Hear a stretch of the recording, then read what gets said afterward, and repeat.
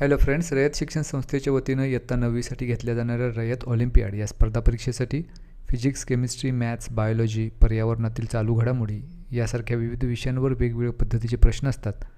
या व्हिडिओमध्ये आपण मॅथ्स या विषयाशी रिलेटेड काही सराव प्रश्न पाहू.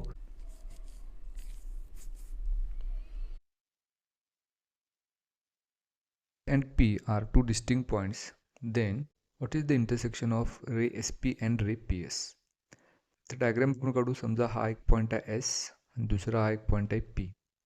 तर आपल्याला इथं रे SP, मग इथं रे SP या पद्धतीनं आपण काढू आणि रे PS म्हणजे हा दुसरा रे, यांचा इंटरसेक्शन म्हणजे कॉमन भाग कोणता, तर हा इतका याचा कॉमन भाग आहे. So it is segment SP. हे आपल्याला दिले पर्याय क्रमांक 1 मध्ये, त्यामुळे या प्रश्नाचं उत्तर पर्याय क्रमांक 1 सेगमेंट PS म्हणजेच रेख PS. If a transversal intersects two parallel lines such that the ratio between the interior angles on one of its side is 3:2, then measure of the smaller angle is. या दोन समांतर रेषा आपल्याला दिलेल्या आहेत आणि त्या दोन समांतर रेषांना एका ट्रान्सव्हर्सलनं इंटरसेक्ट केल्यानंतर एका बाजूचे जे दोन अँगल्स आहेत त्यांचा रेशो 3:2 दिला आहे. मग तो रेशो 3:2 असेल तर त्यांचे अँगल्स होतील 3x आणि 2x, म्हणजे x या कॉमन मल्टिपलनं मल्टिप्लाय केल्यानंतर आपल्याला त्या दोन अँगल्सची मेजर्स मिळतील. आता हे इंटिरियर अँगल्स असल्यामुळं आणि या दोन लाईन्स पॅरलल असल्यामुळं दिस टू मस्ट बी सप्लिमेंटरी, म्हणजेच त्या दोन्हींची बेरीज येईल 180. मग हे एक इक्वेशन आपल्याला मिळेल. हे जर आपण सोडवलं म्हणजे 3x अधिक 2x म्हणजेच 5x मिळेल बरोबर 180. मग xची किंमत काढायला 5 आपण राईट हँड साईडला घेऊया, छेदात जाईल. 5नं जर 180ला भाग घालवला तर 36चा भाग जाईल. So x is equal to 36. हा तो कॉमन मल्टिपल मिळाला. मग आता विचारले की त्या दोन कोणांपैकी लहान कोणाचे माप किती. मग त्यातला लहान कोण आहे 2x. मग 2x म्हणजेच 2 गुणिले x. xची किंमत आहे 36 जी आपण काढलेली आहे. 36 गुणिले 2 किंमत मिळेल 72. त्यामुळे लहान कोणाचं माप असणार 72 अंश, जे आपल्याला पर्याय क्रमांक 2 मध्ये दिले.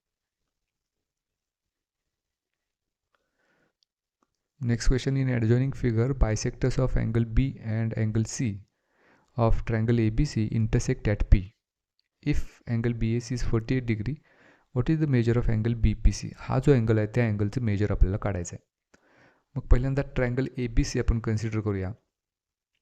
त्याच्यामध्ये BP हा अँगल Bचा बायसेक्टर आहे आणि CP हा अँगल Cचा बायसेक्टर आहे.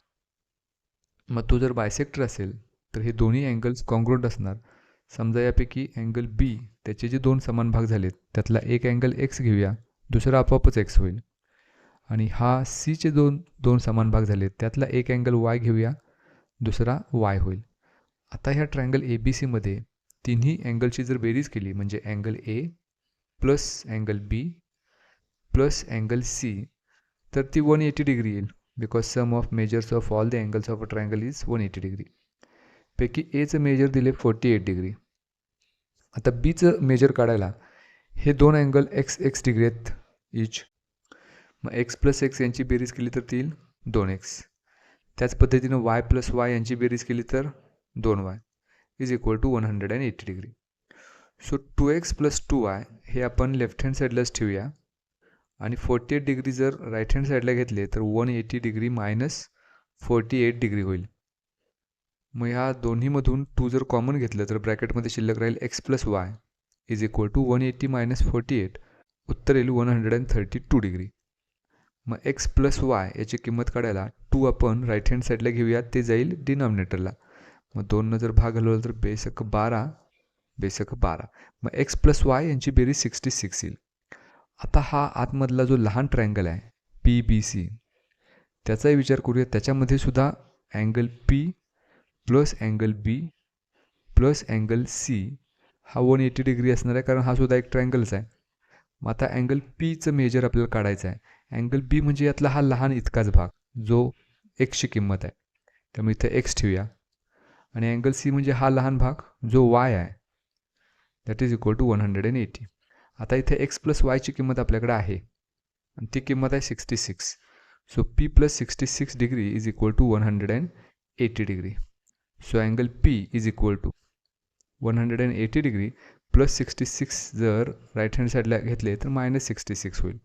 So angle P is equal to 180 minus 66 तर येईल 114 डिग्री. तर हे असेल मेजर अँगल पीचं, म्हणजेच अँगल बी पी सी हा जो अँगल आहे तो असेल 114 डिग्री, जे आपल्याला ऑप्शन नंबर 3 मध्ये दिले. So this is the answer of the question. Any point on the line y is equal to x is of the form dot dot. म्हणजे रेषा y बरोबर x या रेषेवरील प्रत्येक बिंदूचे निर्देशक कोणत्या रूपात असतील, तर ते दोन्ही निर्देशक समान असणार ए ए, तरच आपल्याला y is equal to x म्हणजे अशा पद्धतीनं त्या लाईनचा ग्राफ मिळेल. So option A is the correct answer.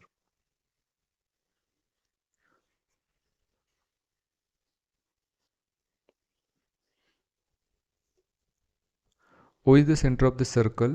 Find the length of radius if the chord of length is 60 cm is at a distance of 16 cm from the center of the circle. इथं आपण circle काढूया ज्याचा centre O आहे आणि cord आपल्याला दिलेली आहे, त्याला नाव देऊया AB. तर ती कॉर्ड या सेंटरपासून 16 सेंटीमीटरवर आहे आणि त्याची लांबी आहे 60. मग हा परपेंडिक्युलर काढला आहे from centre of a circle to chord, it bisects the chord. So if OM is perpendicular to AB, it bisects chord AB. Chord AB 60 centimetre आहे, म्हणजे AM असणार 30 सेंटीमीटर. जर आपण OA जोडून घेतला तर हा राईट अँगल ट्रायंगल मिळेल, ज्याच्यामध्ये पायथागोरस थेरम आपण वापरला तर OA square is equal to OM square plus AM square होईल. मग OA म्हणजेच रेडियस काढायचं आहे आपल्याला. सो OM 16 आहे त्याचा स्क्वेअर प्लस AM आहे 30 त्याचा स्क्वेअर. मग 16 स्क्वेअर इज 256 प्लस 30 स्क्वेअर 900. 256 अधिक 900 1156 मिळेल. That is equal to OA square. दोन्ही बाजूचं स्क्वेअर रूट घेतलं तर OA स्क्वेअरचं स्क्वेअर रूट OA मिळेल आणि 1156 त्याचं स्क्वेअर रूट मिळेल 34. So this is the radius, जे आपल्याला ऑप्शन नंबर 4 मध्ये दिले. So answer of this question is option number 4.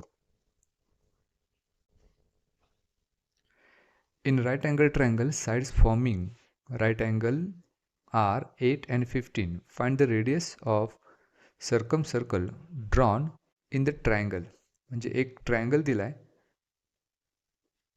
ज्याचं जर सर्कल काढलं आणि हा राईट अँगल ट्रायंगल दिलाय आणि त्याचं सर्कल त्याची रेडियस विचारली. मग त्याची डायमीटर आपण काढूया. जर राईट अँगल ट्रायंगल आपल्याला दिला असेल तर त्याच्यामध्ये त्या राईट अँगल ट्रायंगलचा हायपोटिन्यूस म्हणजेच त्याच्या सर्कलचा असतो डायमीटर. मग ह्या परपेंडिक्युलर साईड्स 8 and 15 दिलेत. परपेंडिक्युलर साईड्स 8 and 15 असतील तर पायथागोरसच्या थेरम आपण त्याचा हायपोटिन्यूस काढू शकतो, जो असणार आहे 17. मग तो हायपोटिन्यूस म्हणजेच त्याची डायमीटर मिळाली त्या सर्कलची. मग रेडियस काढायला या डायमीटरला आपल्याला 2 भागावं लागेल.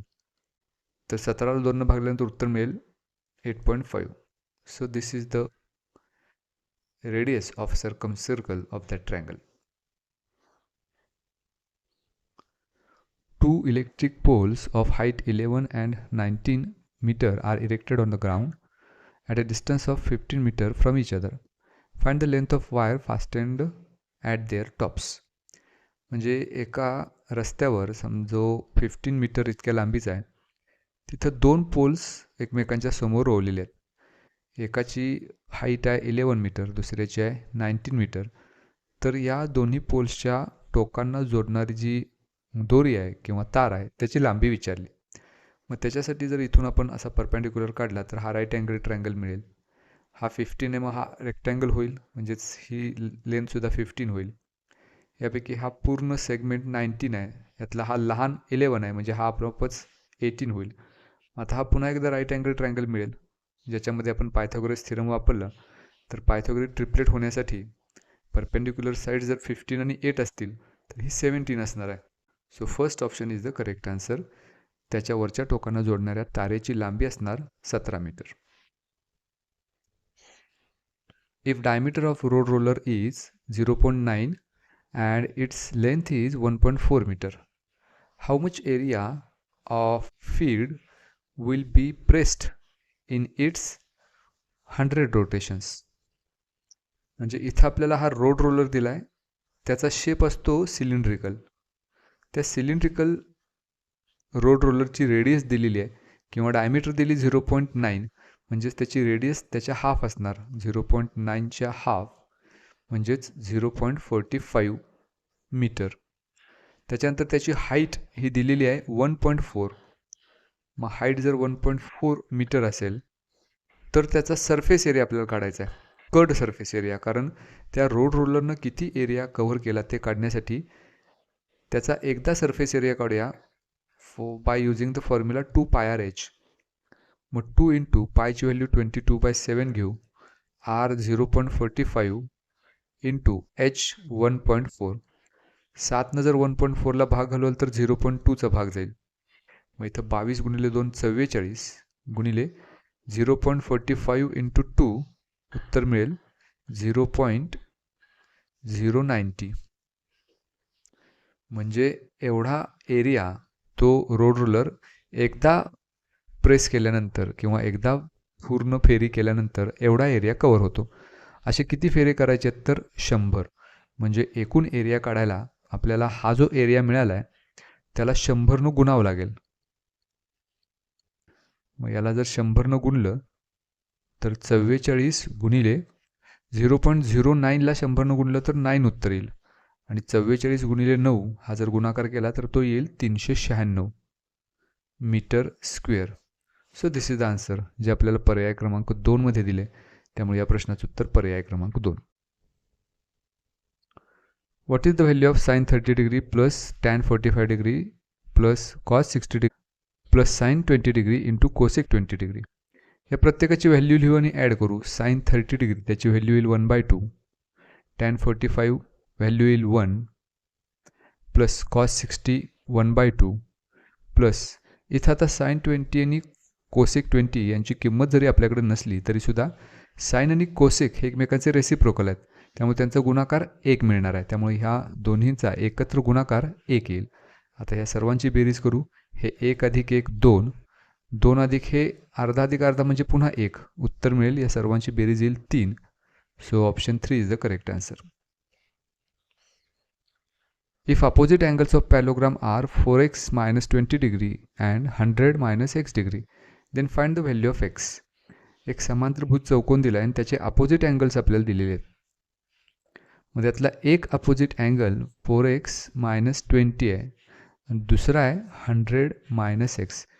मग इथं अपोजिट अँगल्स ऑफ पॅरलोग्राम त्याची प्रॉपर्टी वापरायची. Opposite angles of parallelogram are congruent, म्हणजेच 4x minus 20 is equal to 100 minus x.